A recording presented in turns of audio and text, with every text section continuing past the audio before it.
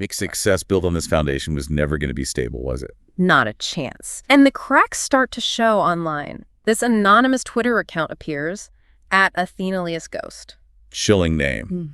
And the message is blunt. Juniper Hayward is a thief.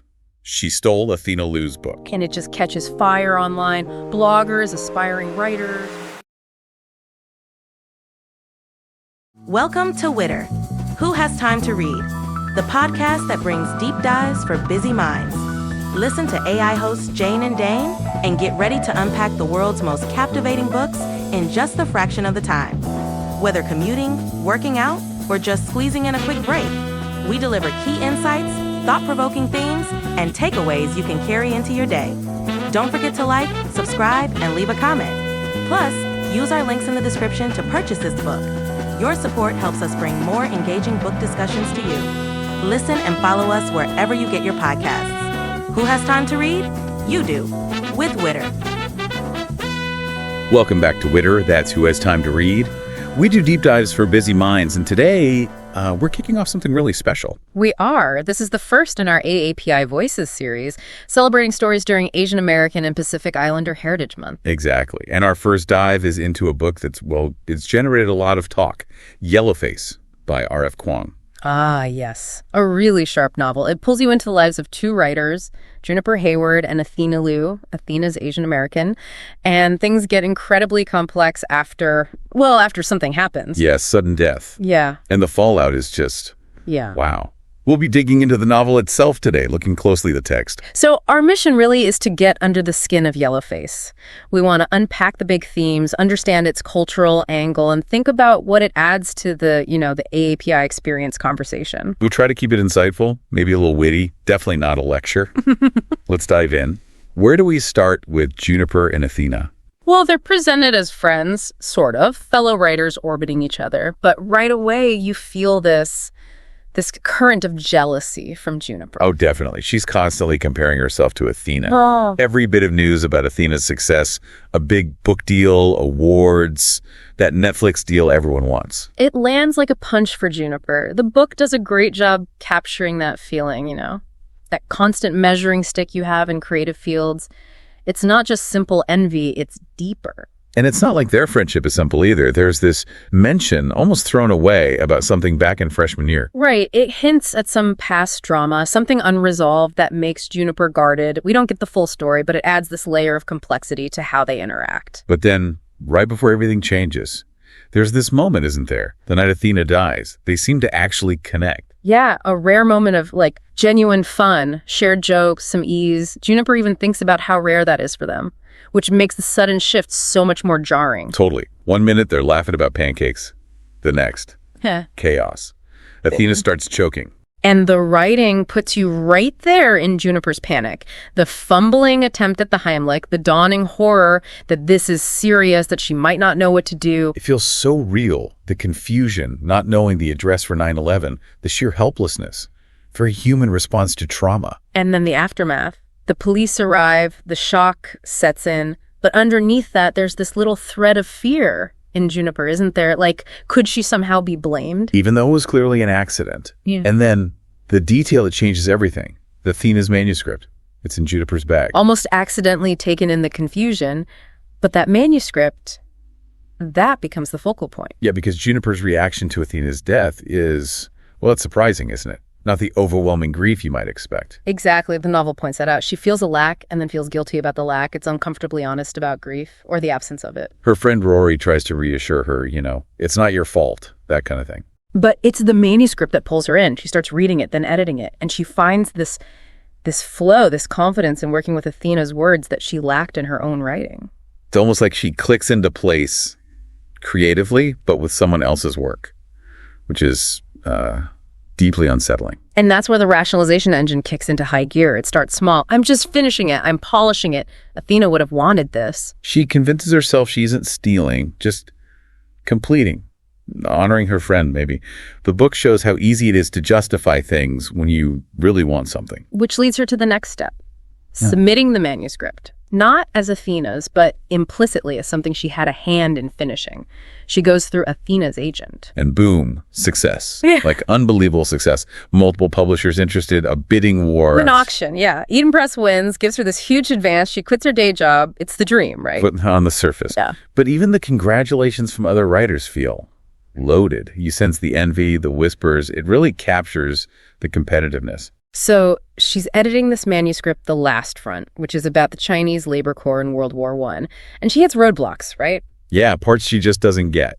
Cultural nuances, Chinese names, historical context. That was Athena's world, not hers. It raises that huge question. Who gets to tell these stories? How do you handle material outside your own lived experience? Juniper's approach is, well, she tries, sort of. And the editors at Eden Press suggest changes too. Pacing, focus, they even rework the ending. Juniper tells herself these changes make it better, more universal. Ah, the universal argument. Does making something relatable to everyone mean stripping away its specific cultural core? That's the central tension here. Definitely. And to get ahead of any potential trouble, Juniper starts crafting this narrative about her deep friendship with Athena. Positioning herself as the grieving friend, the chosen collaborator. It's very strategic. The Athena Liu scholarship she establishes fits right into that, doesn't it? Looks generous, but also solidifies her connection to Athena in the public mind. It's clever. And her research into the actual history, the Chinese labor corps, it seems pretty surface level. She even uses Athena's own comments about struggling with Mandarin as a sort of excuse for her own limitations. It feels quite convenient. Things get really tense, though, when news surfaces that Yale might acquire Athena's original drafting notebooks. Oh, yeah. That's the smoking gun, potentially. Athena's raw thoughts, maybe notes about Juniper, the original plans for the book. It could expose everything. So Juniper makes a bold move. She goes to see Athena's mother, Mrs. Liu. And Mrs. Liu admits she didn't really know the details of Athena's writing life, which opens the door for Juniper. Juniper spins this whole argument about privacy, about protecting Athena's legacy, even uses that phrase about not putting her corpse on display. It's incredibly manipulative. Playing on grief and respect for the dead, and it works. Mrs. Liu, maybe confused or just trusting Juniper, offers her the notebooks. A huge win for Juniper.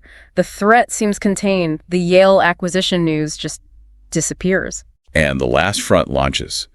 Big marketing push, glowing reviews, totally different from Juniper's previous publishing experiences. It hits the bestseller lists, gets onto those best of the year lists, lands a major book club pick. It's everything she ever wanted professionally. Big success built on this foundation was never going to be stable, was it? Not a chance. And the cracks start to show online. This anonymous Twitter account appears, at Athena Liu's Ghost. Chilling name. And the message is blunt. Juniper Hayward is a thief. She stole Athena Liu's book. And it just catches fire online. Bloggers, aspiring writers, readers, everyone piles on. The speed is terrifying. The attacks get personal, nasty. Racist comments directed at Juniper, digging up unrelated past scandals.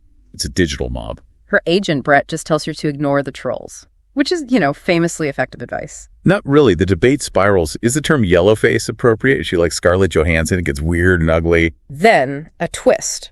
Another anonymous account, at No Heroes Nor Gods, starts questioning Athena's past work, suggesting maybe she wasn't perfect in her representations either. Muddying the waters. And then Jeff shows up, Athena's ex-boyfriend. Yeah, he seems to want to cash in on the drama somehow. And there's this moment where Juniper internally snaps, almost accuses Athena herself of being a kind of thief. Yeah. That resentment bubbles up. And things get weirder for Juniper personally. She has this moment where she thinks she sees Athena, a hallucination. Paranoia. It shows how much this is getting to her. The guilt, the pressure. She becomes obsessed with the online attacks, can't look away. And she starts researching Chinese ghost stories. Gi, female revenants seeking justice. It's like she's half expecting Athena to actually haunt her. She tries to write something new, her own story, but she keeps imagining Athena criticizing her, judging her work. She's completely haunted, one way or another. So she decides to force a confrontation. She uses this private joke she and Athena had about the exorcist steps in Georgetown to lure out at Athena's ghost. Risky. And the online replies, she gets feel off. Robotic, almost. Not like a real person, definitely not like Athena. Which leads to the actual meeting at the steps. Yeah. And it's not Athena, it's Diana Q, someone Juniper vaguely remembers having a minor run-in with. But Diana's just a pawn. The real person pulling the strings? Candace Lee, the editorial assistant at Eden Press, Daniela's assistant. Whoa! right under her nose the whole time. Exactly. Candace's motive, a whole mix of things. Resentment at Juniper's success, which she sees as totally undeserved, a real belief that Juniper stole the book, and her own ambition as a writer. She saw an opportunity. She did. She talks about manipulating the online outrage, how easy it was, and she confirms definitively Athena is dead. No actual ghost. How did Candace know the Exorcist Steps joke? Athena told her. They had some kind of connection Juniper knew nothing about, which again shows how little Juniper really knew Athena. Candace also gives this scathing critique of publishing, doesn't she? About how minority writers are treated. Yeah, she feels silenced, overlooked.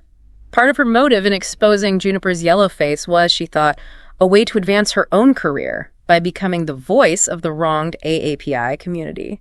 It's cynical, but rooted in real industry issues. So how does Juniper react when she finds out it's Candace? First, shock, but then almost immediately self-preservation kicks in. Her mind starts working on how to spin this, how to write her own story where she's the victim. Wow. No real contrition, just planning the next move. It ends on that note. Ambition, manipulation, survival at all costs in this cutthroat world. It's, quite the ending. So wrapping this up, Yellowface just throws so much at you, doesn't it? Yeah. Ambition, cultural appropriation, identity. Definitely. The messiness of friendship and rivalry, the power and danger of online narratives, it doesn't give you neat answers. And thinking about our API Voices series, it really does hold up a mirror, maybe a distorted one, to issues of representation, authenticity, who gets published, who gets platformed. It forces you to think about the pressures Asian American writers might face, even as it critiques the characters' actions. It makes you consider the cultural lens, the characters' motivations, even when they're unlikable, which Juniper often is. So, some things for you, the listener, to chew on after this deep dive. How did this story challenge your ideas about authorship? Where is the line between inspiration and appropriation? Yeah, what are your thoughts on navigating cultural experiences that aren't your own in creative work? It's such a tricky area. And the online backlash part. How did that resonate? Does it feel familiar from things you've seen play out online? What does it say about how we interact digitally? And finally, what does this book suggest about the publishing world itself? Beyond the glamour, what pressures and dynamics might be at play? Yellowface certainly pulls back the curtain. It's a complex, provocative read. We really encourage you to pick it up if you haven't already. It will definitely stick with you and spark debate. Absolutely. And please join us next time as we continue our AAPI Voices series with another deep dive.